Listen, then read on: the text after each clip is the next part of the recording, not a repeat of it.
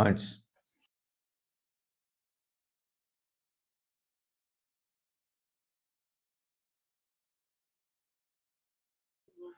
Pai, te damos graças, Senhor, por estarmos aqui, unidos e reunidos em Teu nome, meu Deus. Pela providência diária, meu Deus, pelo Teu amor, pelo Teu cuidado, pelo Teu cuidado com todos, meu Deus. Pai, em nome de Jesus, toma cheiro de Tuas mãos, bebê, Senhor, para que tudo venha dar certo, Pai.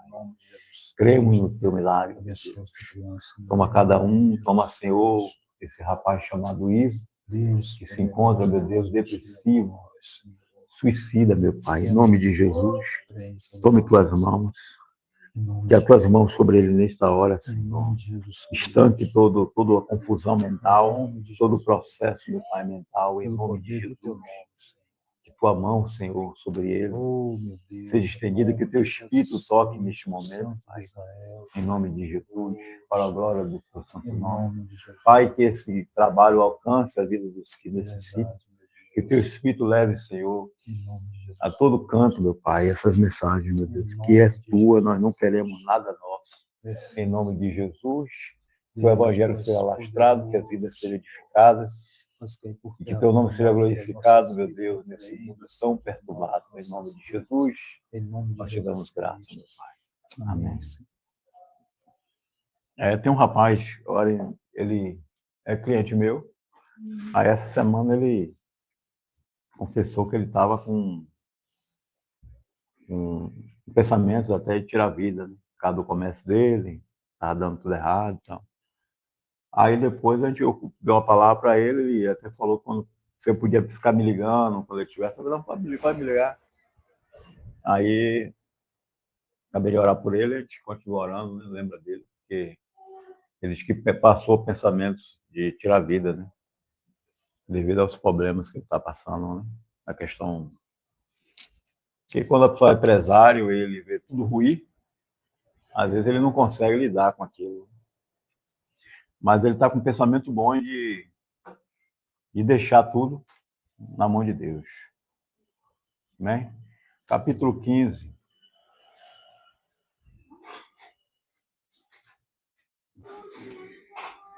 É onde caracteriza uma carta legal aqui, no capítulo 15. Mas o assunto falado um pouco pela igreja, né? Vamos lá. Esse é um assunto dessa carta em que ela aparece em um aspecto bem carta, né? Bem carta pelo diálogo dele. Bem uma coisa bem íntima deles, mas acaba trazendo um tema que é pouco falado pela cristandade, né? Mas que é um assunto importante. Vamos lá? Capítulo 15. Agora, irmãos, quero que lembrem do evangelho que eu anunciei a vocês e o receberam, e sua fé está solidamente edificada sobre essa mensagem. A minha versão. Quer ler essa aqui? Vamos voltar ao vídeo. É a versão que tem só eu. Vamos voltar ao vídeo, vai lá. Também vos notifico, irmãos, o evangelho que já vos tenho anunciado, o qual também recebestes e no qual também permaneceis, pelo qual também sois salvos, se o retiverdes tal como vou-lo tenho anunciado. Se não é que crestes em vão, porque primeiramente vos entreguei o que também recebi, que Cristo morreu por nós, por nossos pecados, segundo as Escrituras, e que foi sepultado e que ressuscitou ao terceiro dia, segundo as Escrituras, e que foi visto por Cefas e depois pelos 12, Cefas Pedro. Depois foi visto uma vez por mais de 500 irmãos, dos quais vive ainda a maior parte, mas alguns já dormem também. Depois foi visto por Tiago, depois por todos os apóstolos, e por derradeiro de todos me apareceu também a mim, como um nascido fora do tempo. porque eu sou o menor dos apóstolos, que não sou digno de ser chamado apóstolo, pois que persegui a igreja de Deus. Mas pela graça de Deus sou o que sou, e a sua graça para comigo não foi vã. Antes trabalhei muito mais do que todos eles. Todavia, não eu, mas a graça de Deus está comigo. Então, ou seja eu, ou sejam eles, assim pregamos e assim haveis crido. Ora, se prega que Cristo ressuscitou dentre os mortos, como dizem alguns dentre vós que não há ressurreição de mortos? E se não há ressurreição de mortos, também Cristo não ressuscitou.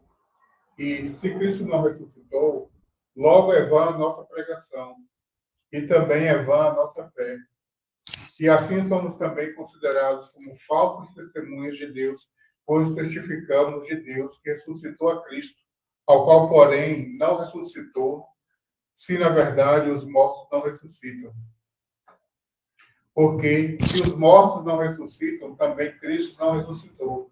E se Cristo não ressuscitou, é vã a vossa fé, e ainda permaneceis nos vossos pecados.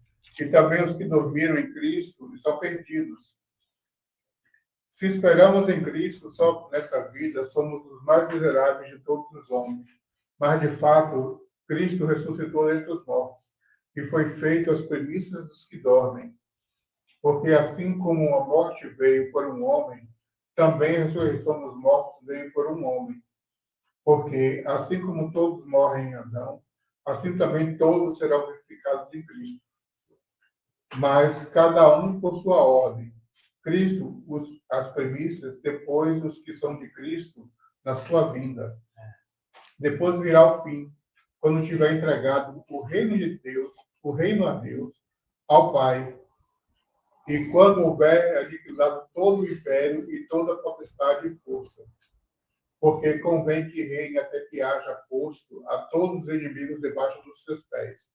Ora, o último inimigo que há de ser aniquilado é a morte. Porque todas as coisas sujeitou debaixo dos seus pés. Mas, quando diz que todas as coisas estão sujeitas, claro que está aqui, claro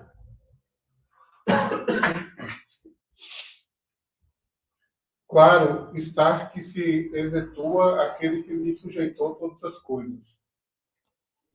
Ou seja, Deus, né?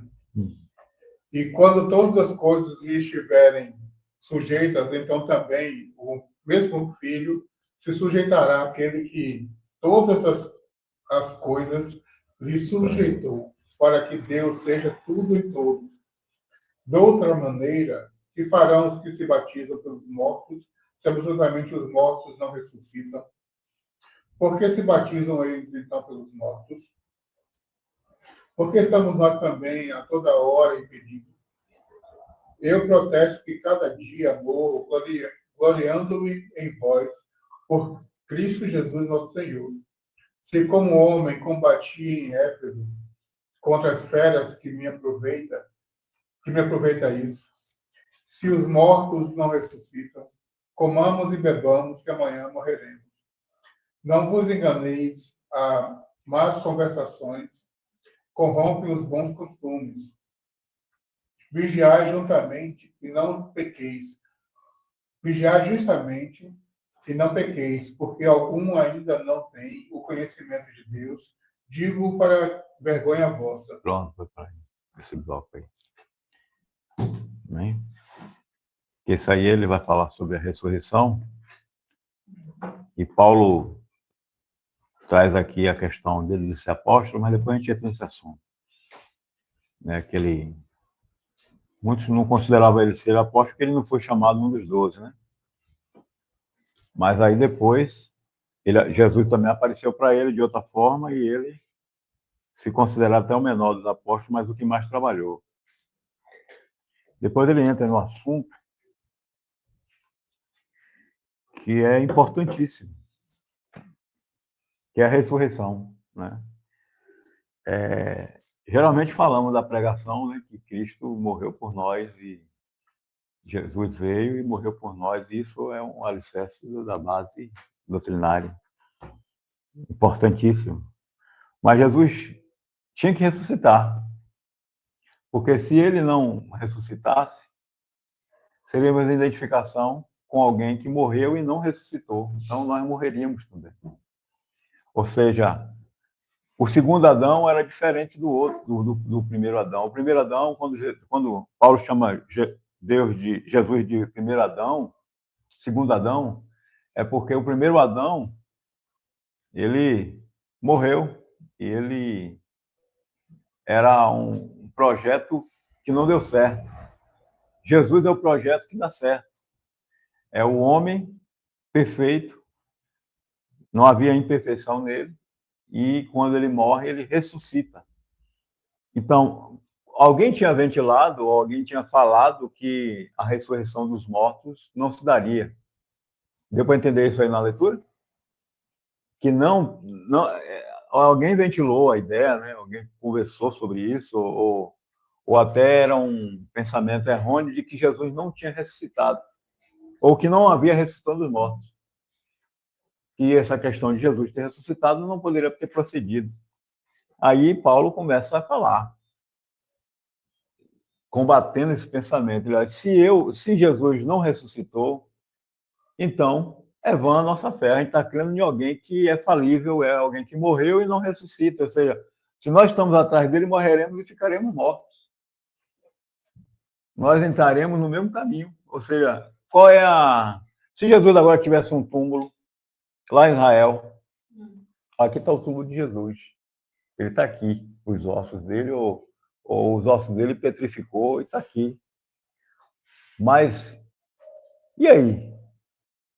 Né? Ele é mortal, ele morreu e ele não foi ressuscitado por Deus, então seguiremos o mesmo caminho. Porque nós somos seguidor dele, nós estamos ligados a ele, então se ele não ressuscita, o corpo que nós somos também morreremos. Estaremos sepultados no corpo de Cristo. Né?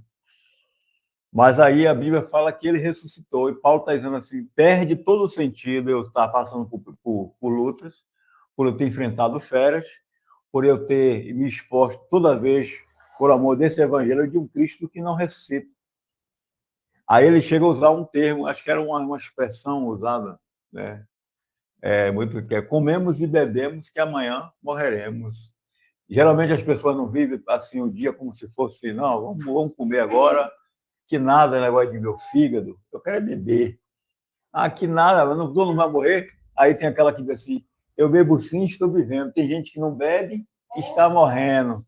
Aí fala que nada, o neguinho aí tem um problema, não fumava e morreu um problema no pulmão. Eu vou fumar, eu estou aqui com essa idade. Então, a ideia suicida, a ideia desvairada de alguém, Paulo usa, cita um termo, que não era desse desvairo, mas era um termo, era tipo como fosse algo, um ditado, né? Então ele usa isso aí, ó, já que Jesus não ressuscitou, então vamos comer e beber, que amanhã nós vamos morrer e acabou. Não tem uma pós-morte, não tem pós-vida, né? Não tem nada para nos encontrar, não tem nada para nos receber, porque nós somos um ser finito. Aí um filósofo estava até falando sobre isso, eu vi essa semana, e que ele até diz que as religiões se apropriam dessa ideia de uma vida após a morte. Ele fala, geralmente as religiões, ela traz essa esperança para todas as pessoas, dizendo que ela vai encarnar, ela vai reencarnar, não é isso? Ela vai ter um lugar para ir, um umbral, outros chamam de outro paraíso, outro, como é que os vídeos chamam? Valhalla, é? Valhalla. Outras civilizações mais antigas sempre tem algum lugar que eles colocavam para as pessoas irem e apoiar. Geralmente, aí o pessoal lá do mundo árabe, né? Eles dizem que você vai morrer e vai ter um harém. Né? Isso aí é só aqueles que morreram em combate. Em combate, então eles têm uma esperança de que vai ter um negócio bom. Engraçado que as mulheres, né, não têm um harém de homens, não tem. E aí... É segunda classe, não tem nada. Aí é machismo, não é nada. Mas aí, essa ideia que os filósofos gostariam de dizer, até dizer que a religião é o ópio do povo, né, que as pessoas se nutrem disso, mas no Evangelho não tinha nada a ver com essa história. O Evangelho traria uma mensagem, não de engano, nem de que vai para um lugar assim, mas que o Senhor a qual se segue, que é Cristo, ele ressuscitou e foi visto por todo mundo. E 500 pessoas viram, segundo o relato, os discípulos viram ele e ele ressuscitou. E a ressurreição de Cristo não foi um golpe mágico de David Copperfield, e também a ressurreição de Cristo não foi uma brincadeira que Deus estava fazendo, tipo assim, vamos lá, Jesus, vamos lá, você é Deus, não é? Então, se ele é Deus, então, você vai fingir que morreu ali. Você vai dar uma respiração lá. Aí enterram você fica lá 3 dias. Não, mas não doeu. Não, você anulou, ele anulou tudo. Jesus anulou a lança, a chicotada, tudo ali era só uma encenação para poder fazer todo o processo, o cenário dele. E aí, cênico, e aí depois ele ficou lá esperando sair, alguém dizendo, não, ficou lá, e ele ficou de boa lá. Essa seria a loucura de alguém achar que Jesus fingiu, mas não, ele morreu. Ele expirou. Tem coisa mais absurda ainda. É muita gente que morreu com o nome de uma mentira. Você já viu alguém morrer com o nome de uma mentira? Nome de uma mentira. Ninguém entrega a sua vida em nome de uma mentira. Nome de uma mentira, exatamente. Tem que ser uma coisa, pelo menos, que a pessoa acredite, né? Os apóstolos, pelo menos Jesus, foi um pessoal muito esperto, foi um pessoal que seguiu a humanidade por 2.000 anos. Pelo menos cada gente morrer com uma mentira. Exato. E no texto dos evangelhos, temos Jesus, né, no caminho, que era o caminho de Emaús, né? Que ele ressuscita, e tem os discípulos que estavam ali, alguns conversando, e entristecidos, porque Jesus morreu. E Jesus vai caminhando com ele, e eles não conseguem, a Bíblia fala que foi cegado os olhos para que eles não entendessem que Jesus estava andando com eles. E Jesus foi andando aquele caminho, e falando, você está longe, você é um forasteiro, alguma coisa assim, você não ouviu falar do Cristo que veio e pregou e morreu. Aí Jesus ouvindo, até que Jesus fala, chama ele de quê? Vocês são tontos? Vocês tomam diazepam? Vocês estão loucos? Ele não pregou? Aí foi ele não pregou que ele ressuscitaria? Que ele não falou a você que ele ressuscitaria, que ele ia voltar? E ele já tal. Então, a esperança do Evangelho é a ressurreição de Cristo. A nossa esperança de estarmos aqui hoje é que Jesus ressuscitou e a gente também ressuscitará. Aí Paulo aqui nesse vai ver depois, que ele fala que tem um mistério, né? Que tem gente que não verá a morte, mas será aí que ele vai falar sobre o corpo físico e o corpo espiritual. Mas a grande esperança de alguém que é suicida, tendencioso a suicida, depressivo, doente, sofrido, pobre, é a ressurreição. É a ressurreição em um outro corpo. Um corpo que não é aleijado, um corpo que não tem tendências suicidas, não tem depressão, um corpo que é puro gozo e alegria. Então, essa é a grande chave do Evangelho. Quando Jesus fala que os discípulos estavam maravilhados porque expulsa o demônio. Eles falam, os demônios não são sujeitos. Olha, não fique maravilhado por isso. Porque importa que seu nome esteja arrolado, ou escrito, ou gravado no livro da vida, ou seja, a ressurreição. Né? A ressurreição é a esperança de amanhã eu não me preocupar com nada. Tem 2 motivos de eu não me preocupar. Primeiro, Jesus disse que não é para me preocupar. Porque se eu me preocupar, eu não acrescento nada. E a outra é que ressuscitaremos, independente da dor. Quem morreu por causa de Cristo, morreu. O Estevão tem um lápis de dor, êxtase de ver, né? Ele teve a êxtase de ver Jesus, o céu aberto, e teve as dores das pedradas na cabeça, no corpo dele, dilacerando a carne dele. Mas foi um momento, esse momento passou. O que tem agora é ressurreição. Aí Paulo está querendo combater. Outro ponto aqui é, Paulo não deixa que esse cisco entre em Coríntios. Qual é o cisco que estava entrando? A ideia fulminante e arrasadora de que Jesus, que não existe ressurreição dos mortos. E Lázaro? Eles não se perguntaram. Não, mas é isso, a incredulidade, ele não tem contato com isso, ele não tem contato, ele simplesmente, alguém ventilou e morto ressuscita. Até porque os evangelhos, na verdade, não tinham sido ainda Escrito, só tinha falado, só era falado. Não tinha acesso ainda a essas informações. Isso. Sem falar que Lázaro foi ressuscitado por Jesus, né? Jesus foi ressuscitado Pelo Espírito. de E Deus. tem um detalhe, dos judeus surgiram alguns grupos, e entre eles tinha os saduceus. Os saduceus que não Os acreditavam. saduceus que pregavam que não havia ressurreição, eles não acreditavam. Inclusive, eles falam da indagação a Cristo, né?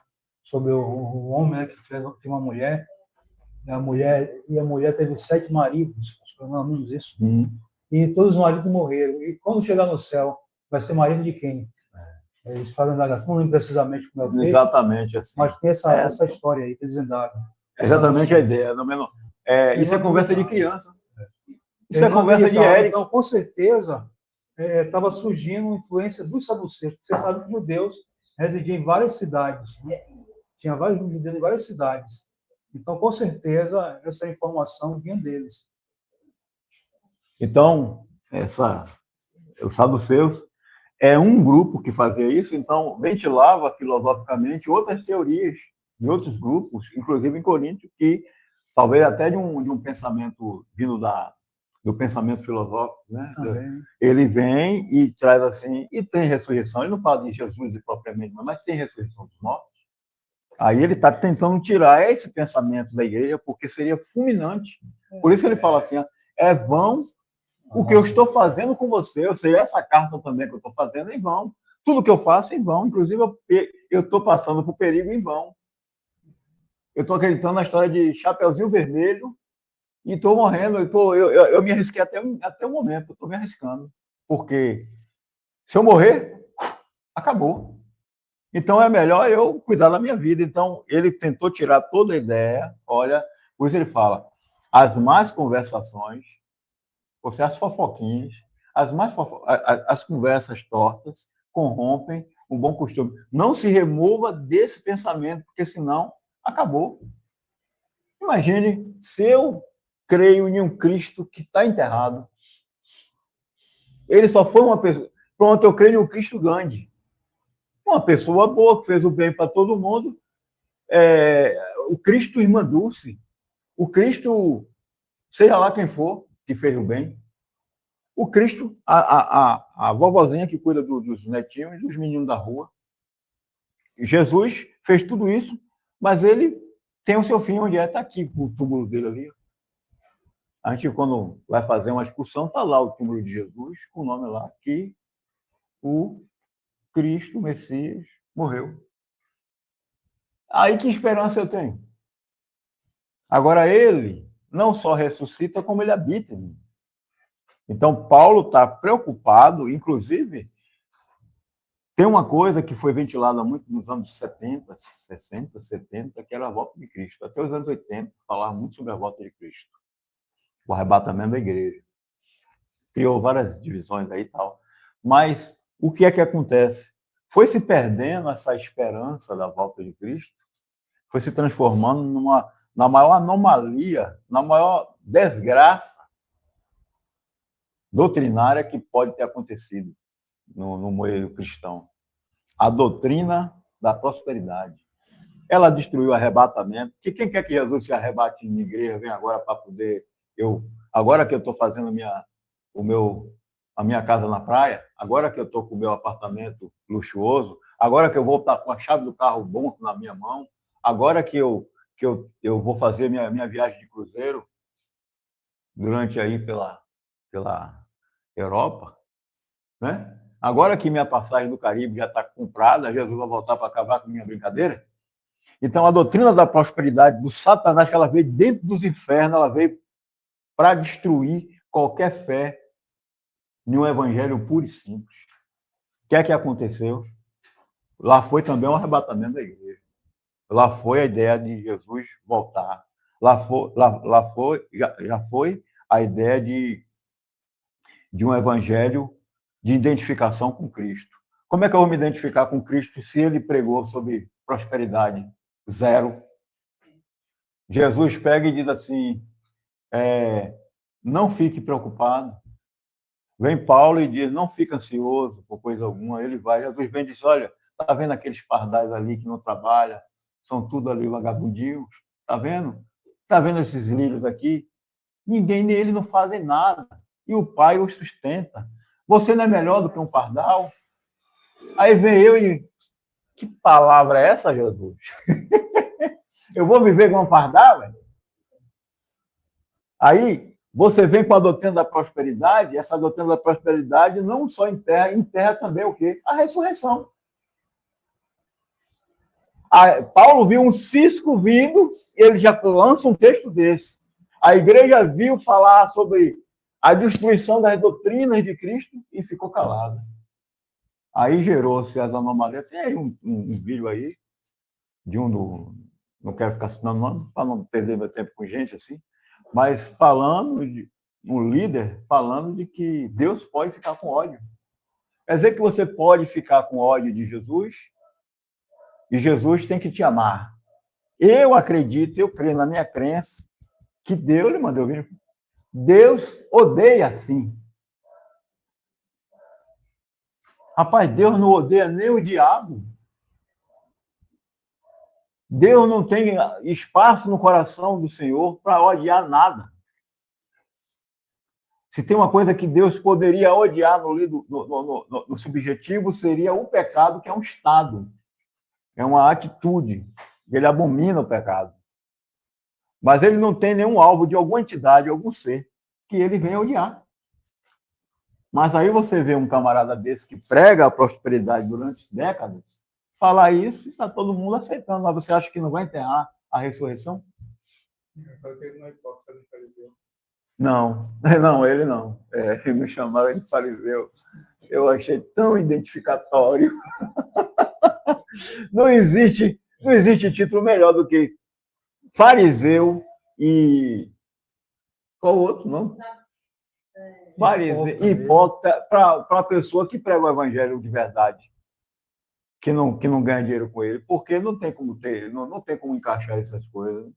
E, na verdade, seremos, porque não tem que dar um título pesado em cima da gente. Mas eu acho que a gente nem tomou uma chibatada nas costas, nem tomou uma chicotada, nem tomou nada, está tudo ótimo.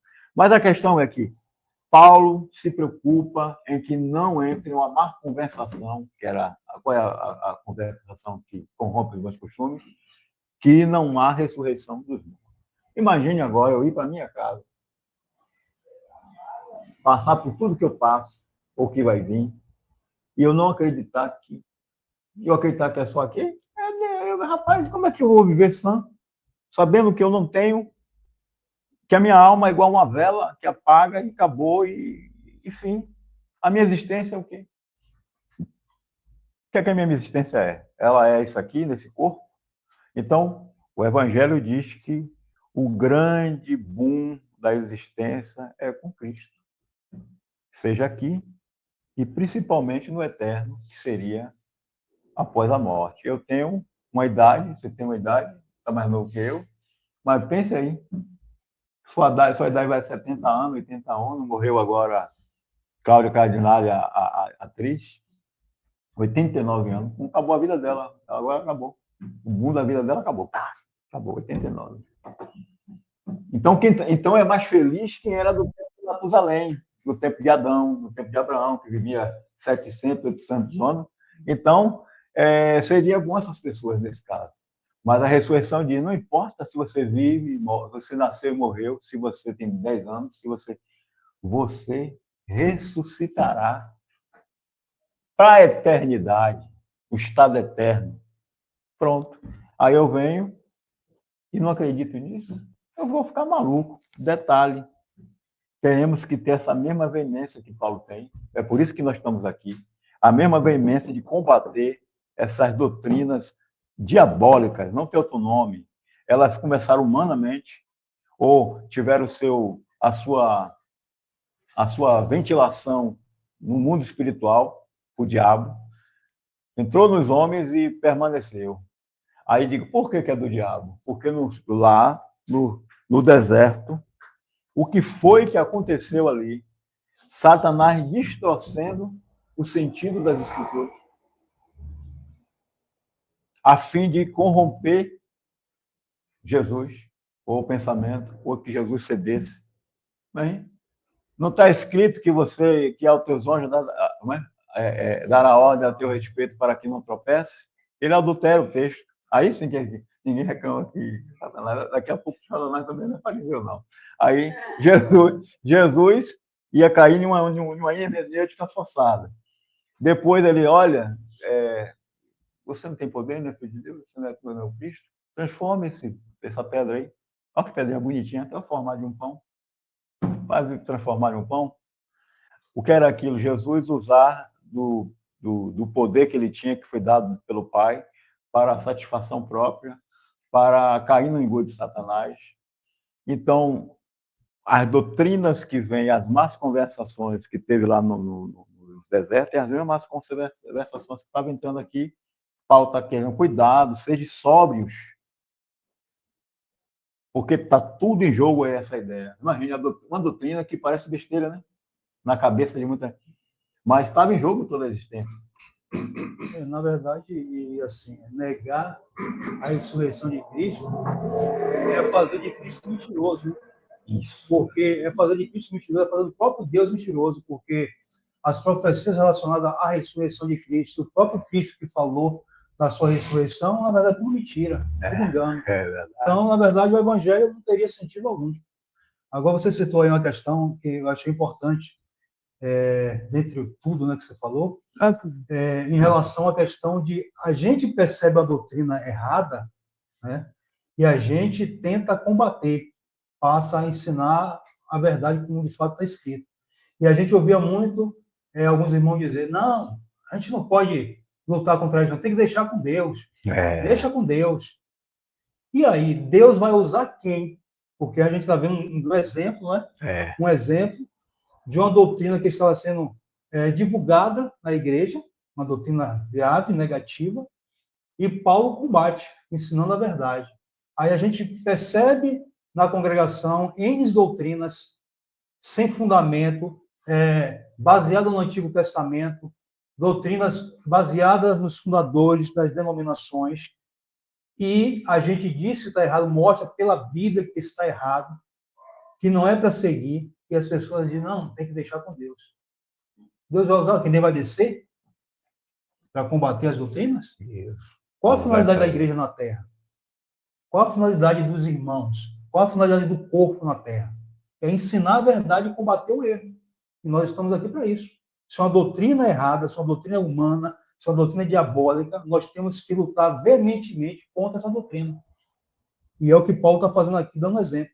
Imagine que essa doutrina, o mal que estava causando na igreja, e quantas doutrinas erradas têm surgido hoje em nossos dias, e o mal, o dano que tem trazido à igreja, aos irmãos, os irmãos acreditar em coisas que não têm fundamento bíblico, que não têm base bíblica, que não servem para nada.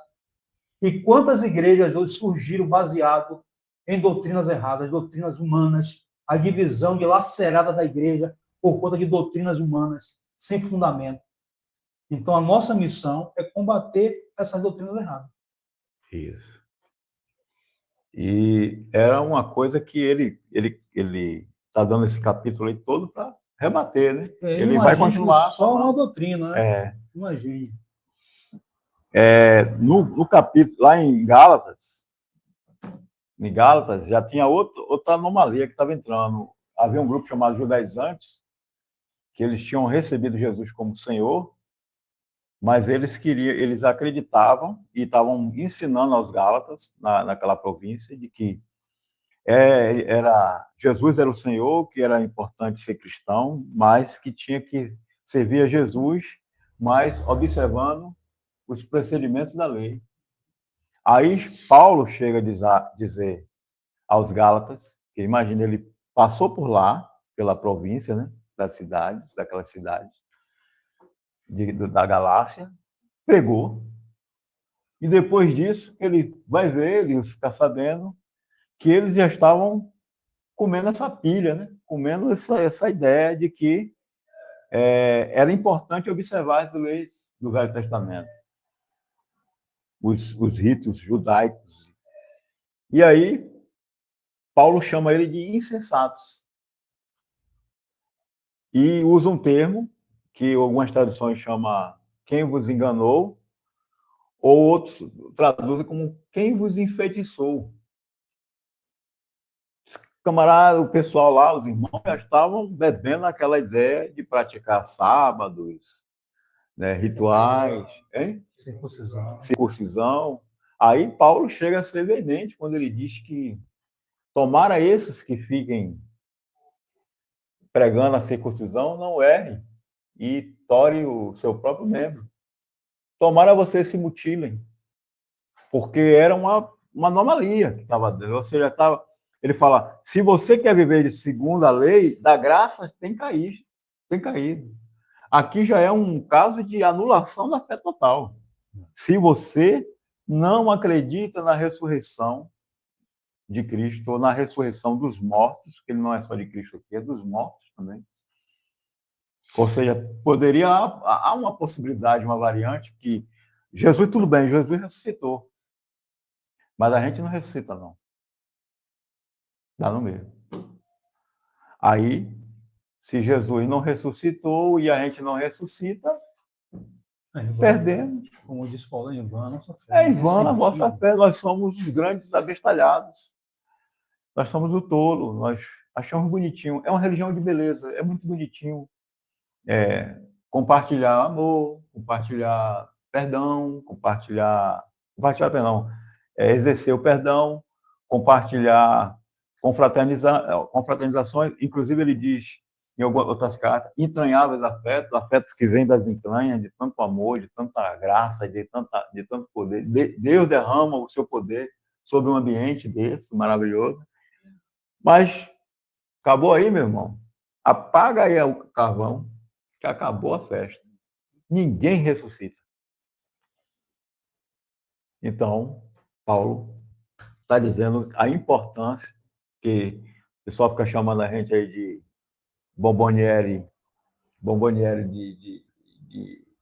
de hipócritas. Então, balinha de hipócritas. Então, não, nós somos tão bonitinhos para poder se chamar de hipócritas. E aí, não, mas isso para mim é isso aí não. Eu até gosto muito que as pessoas se revelem chateadas, porque elas são mais sinceras na sua chateação do que aqueles que ficam dando amém e não estão dando a mínima de praticar nada do que se fala, né? É igual aquele irmão que diz que Jesus conta a parábola do irmão que diz que ia e o outro diz que não ia. O que não ia foi, e o que diz que ia, que ele estava contando, não foi. Então, às vezes, os que dizem que está com raivinha é o que mais entende depois.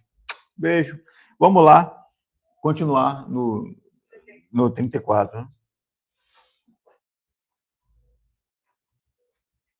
Ainda discernindo sobre isso, né?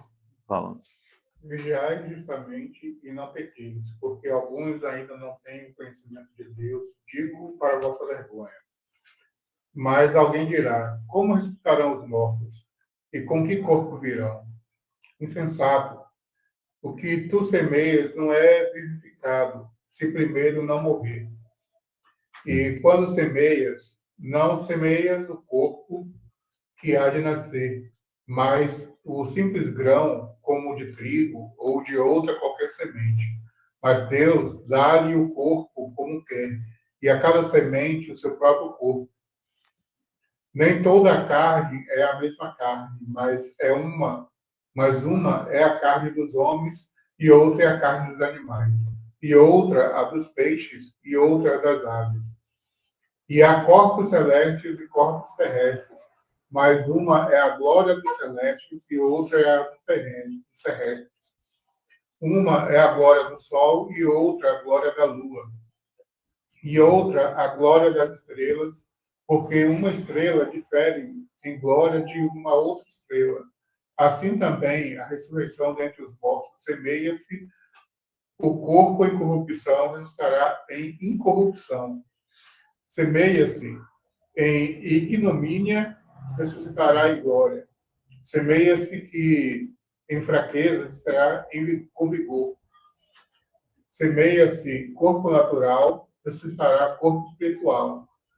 Há corpo natural e há corpo espiritual. Assim está também escrito: o primeiro homem, Adão, foi feito em alma vivente, o último Adão em espírito vivificante. Mas não é o primeiro espiritual, senão o natural. Depois, o espiritual. O primeiro homem da terra é terreno. O segundo homem, o Senhor, é do céu. Qual terreno? Qual terreno tais são também os terrestres, e qual celestial tais também os celestiais. E assim como trouxemos a imagem do terreno, assim traremos também a imagem do celestial. E agora digo isto, irmãos, que a carne e o sangue não podem herdar o reino de Deus, nem a corrupção herdar a incorrupção. Eis aqui vos digo um mistério. Na verdade, nem todos dormiremos, mas todos seremos transformados. No momento, num abrir e fechar de olhos, ante a última trombeta, porque a trombeta soará e os mortos estarão incorruptíveis, e nós seremos transformados. Porque convém que isso que é corruptível se reviva da incorruptibilidade, e que isso que é mortal se revista da imortalidade. E quando isso que é corruptível se revestir da incorruptibilidade, e isso que é mortal se revestir da imortalidade, então cumprir-se-á a palavra que está escrito: tragada foi a morte na vitória. Onde está, ó morte, o teu aguilhão? Onde está, ó inferno, a tua vitória? Ora, o aguilhão da morte é o pecado, e a força do pecado é a lei. Mas graças a Deus que nos dá a vitória do nosso Senhor Jesus Cristo. Portanto, meus amados irmãos, sede firmes e constantes, sempre abundantes na obra do Senhor, sabendo que o vosso trabalho não é vão no Senhor. Amém. Aqui ele está falando sobre nessa segunda parte, né? Ele fala sobre o corpo, né? Os corpos humanos, os corpos terrestres e os corpos celestiais. Ou seja, ele está dizendo aos irmãos que existem os corpos, que são deles, né? Que são os nossos, e que existe o espiritual, e que a existência de um confirma-se a existência de um espiritual. E ele quer dizer que seremos mudados naquilo que nosso corpo é corruptível. Se morreu aqui, parou o coração, começa a apodrecer. Mas haverá um incorruptível, que ele não tem nenhuma... não está sujeito a tempo, não está sujeito a nada. Entraremos no eterno. O eterno é a ausência total de hoje, amanhã e tal. O eterno é sempre estar ali. Estaremos sempre. Né? Não é infinitamente, é sempre estado eterno, estado de não tempo, há tempo. Estaremos ali, o eterno. Entendeu? Em que o tempo já não conta mais. Por isso que talvez quem acredite que possa pensar assim, que quando você dorme, o tempo passa, você abre, né? Você sente que seu corpo descansou, mas o tempo passou. Tanto é que a gente perde horário, né? Porque perdemos. Quem está em coma e acorda depois de 10 anos, tem um baque muito grande sobre o que aconteceu. Mas assim também nós perdemos, assim como dormimos, o nosso cérebro entra em estado de sono, perdemos a noção do tempo. Quando nós não tivermos mais nesse corpo, o tempo não existe mais para a gente. Acabou o tempo. Estaremos no estado a qual é indescritível, como a gente pode dizer. Então, por isso, Jesus fala, né? Aquilo que o Senhor preparou, né, para a gente não descer ao coração do homem. Ele não sabe, não tem noção do que tem reservado. É coisa assombrosamente maravilhosa. Não dá para descrever, né? Então, Aqui ele está tratando para os irmãos não ficarem, saberem que nós teremos, não é nesse corpo, mas teremos outro corpo incorruptível. E ele fala, esse versículo até é usado para dar encorajamento de aniversário, né? Serem firmes e constantes, sempre abundantes, né? Realmente para obreiro, né? Amados irmãos, serem firmes e constantes, sempre abundantes na obra do Senhor. Mas o sentido aqui era de que eles não se deixassem abalar por uma doutrina tão danosa. E eu fico imaginando o poder que a gente parar para meditar um pouco. Quem que prevalece? A verdade ou a mentira? A verdade, claro. Né?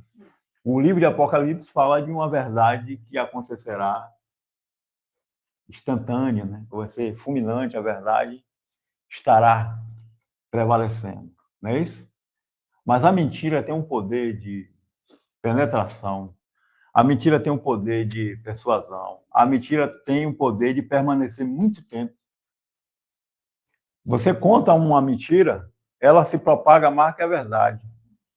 Se alguém disser que ali no lugar não tem vaga, e alguém dizer que ali tem vaga, ou não tem vaga, que é mentira, prevalece.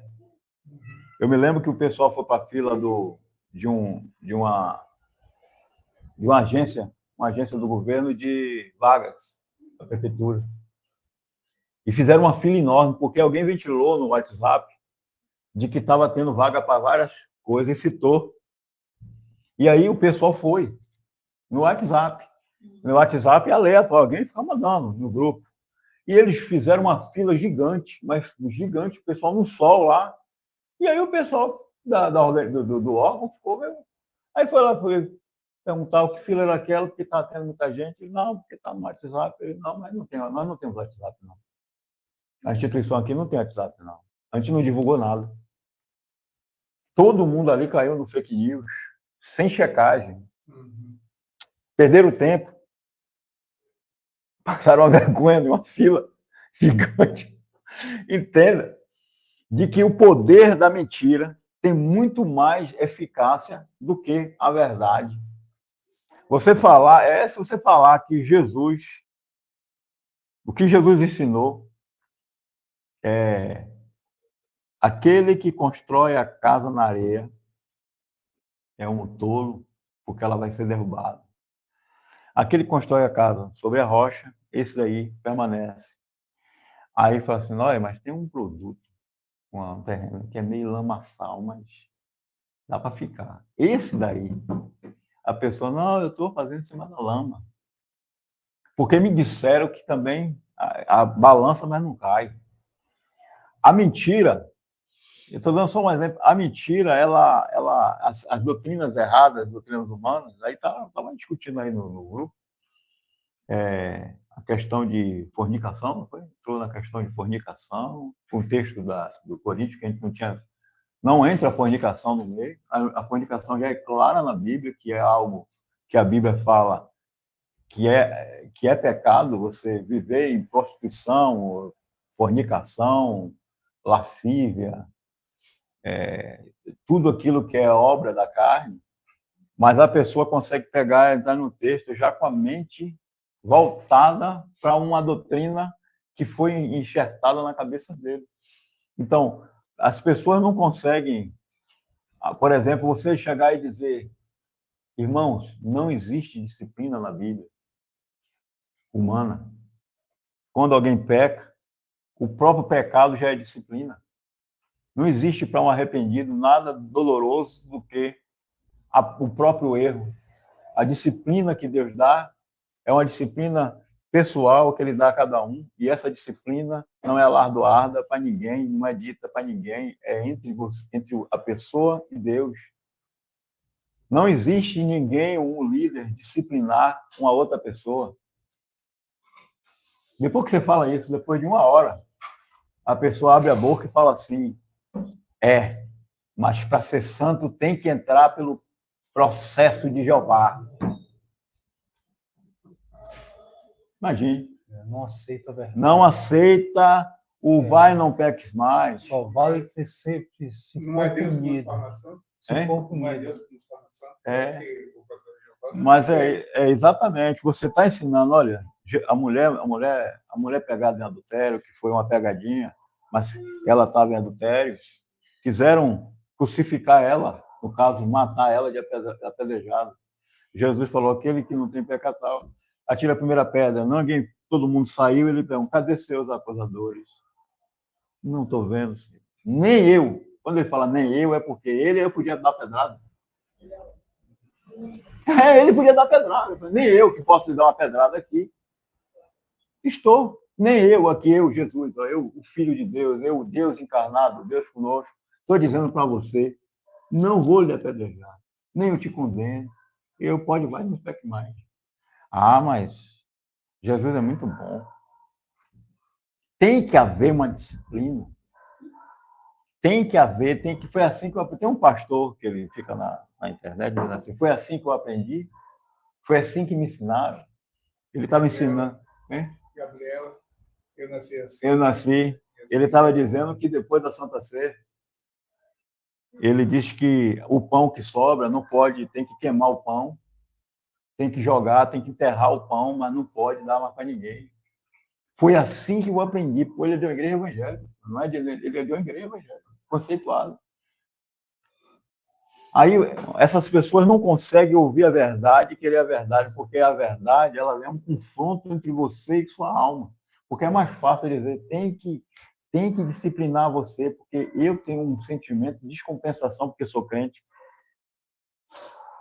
Eu quero que o meu irmão também passe as privações. Imagine esses irmãos casados, já com um casamento bem ruim, já vivem todos os dois carrancudos, um com o outro, todos os dois santarrões e carrancudos, brigam, não se entendem. Aí vem um jovem e namora. Aí os jovens passam do limite. Quando ele vê os jovens, todo mundo namorando, todo mundo com um sorriso aqui, aí ele fica chateado, porque ele quer que todo mundo seja igual a ele. Infeliz no casamento. Ele quer, para que você está com um sorriso aí? Aí quer dizer que você peca, você transou com sua namorada e agora a igreja está aceitando você e você está sorrindo. Você tem que ser humilhado, você tem que passar por isso. Imagina, parece o Satanás. Diz assim, ó, Deus lhe perdoou, mas eu não lhe perdoo, não. Parece não, é Satanás mesmo. É, aí você vê o camarada infeliz querendo que os jovens sejam infelizes, que andem parecendo com a roupa de 1930. Aí você vai ver um camarada desse, você vai para a Bíblia, ele diz, não, mas é assim que eu aprendi. Então, é o fariseu. Esse aí que é identificado com o fariseu, porque o fariseu diz assim, ó, os antigos, os anciões, eles falavam isso, ele não falava, está escrito na Bíblia assim. Eles falavam muito dos anciões, dos antigos, ou seja, era um carrancudo passando por um carrancudo. Então, eu digo a você, a verdade, ela não tem lugar para quem não quer Jesus. Não, e com Não isso, quer. esse exemplo, a gente distorce a Bíblia, né, o texto. 1 João, capítulo 1, versículo 9, João, ele diz, se confessarmos os nossos pecados, ele é fiel e justo para nos perdoar os pecados, nos perdoar e nos purificar de toda injustiça. E aí eles distorcem o texto, diz que a confissão tem que ser feita a um líder, tem que ser feita a um pastor. Aonde é que é tirado isso? O texto diz, se confessar ele, o Senhor, o contexto é o Senhor. Se confessarmos ao Senhor, o Senhor é fiel e justo. Para perdoar, ele perdoa, ele esquece aquele pecado e purifica, ele limpa a alma. A pessoa torna novo. Mas os homens acham que o texto não é suficiente. E aí quer implementar a ideia de, não, você vai ficar aí 2 meses aí sem tomar ceia, vai ficar 2 meses sem participar dos grupos, e exclui o irmão por conta de um pecado. Sendo que Deus, se ele já reconheceu o pecado dele, ele já reconheceu, ele pediu perdão a Deus, e Deus já o perdoou, quem é o homem para dizer que não? E colocar um peso sobre o irmão. E essa é uma doutrina que, infelizmente, tem sido fomentada na igreja há anos. E as pessoas sustentam isso, baseada numa ideologia humana. Esse é só um exemplo de doutrina. tem uma igreja que todo mundo conhece, uma igreja que mistura-se com a questão política, mas a igreja que sobreviveu até hoje, que é a igreja católica. A igreja católica é bem diferente da igreja católica de hoje, da igreja da Inquisição, do tempo da Inquisição. A igreja da Inquisição punia muito essa questão do prazer do corpo. Né? Os padres, às vezes, chicoteavam nas costas, né? E por a questão de mortificar a carne, que é uma ideia de mortificar a carne através do sofrimento. E tratava tudo muito como o pecado sexual estava na cabeça nessa época, né? A questão do pecado sexual. A igreja católica hoje não é assim. De jeito nenhum. Pelo contrário. Às vezes vale mais ouvir um padre falando do que um pastor. E digo a você com toda clareza, eu quase que não ouço ninguém, não ouço pastor para falar abobrinha, e poucos são os que dão um crédito, que falam alguma coisa que geralmente são mais modernos,